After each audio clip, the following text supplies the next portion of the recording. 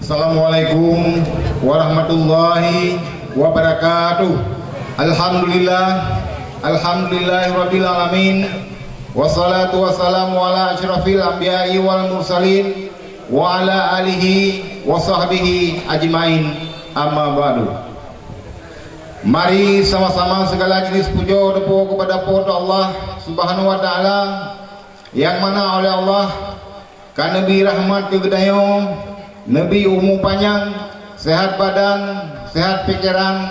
Semoga dapat hadir di malam yang berbahagia kayak dengan dakwah Islamiyah. Diriku banyak selaut beriring salam. Marilah sama-sama kita sanjung sajikan kepangkuan alam Nabi besar Muhammad sallallahu alaihi wasallam dan kepada sahabat beliau sekalian. Penghormatan lunduan kepada Al-Mubalik Gedayo yang kana di tengah-tengah Gedayo. Mungkin siga sete kana dia ada pediungnya.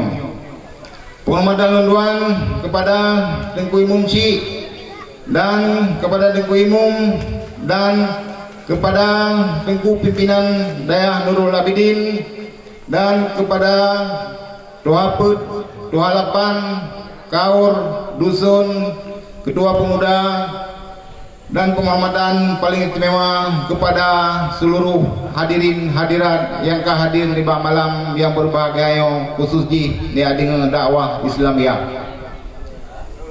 Alhamdulillah, dengan izin Allah, Gedayo dari Buno Uro kali sama-sama tamakan duri, yaitu adenan kerjasama masyarakat Kampung Abu Budi dan inti acara puncak, yaitu malamnya katruh ba acara dakwah Islamiyah sama-sama tadi ente bele segolong abih bele nuwo tadi gepegah liburai kedayo ente bejit tacok itisari daripada yang gepegah ente.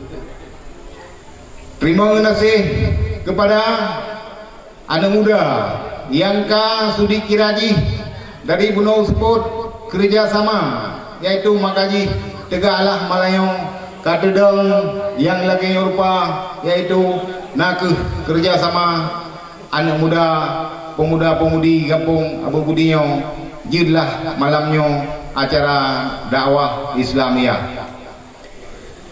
Cuman lumbi teh bacut ditayo hana dapeget tak bentuk keamanan khusus, yaitu nyo keamanan nutulung jaga masing-masing yang na di luar nilangkah kena dalam na tempat di urung inang nyempat belah wi di urung agam nyempat belah unun Honda nyan hana dapeget khusus untuk dapeget parkir nutulung menjaga-jaga.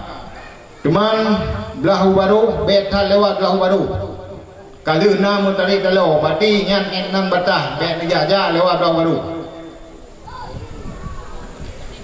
Mungkin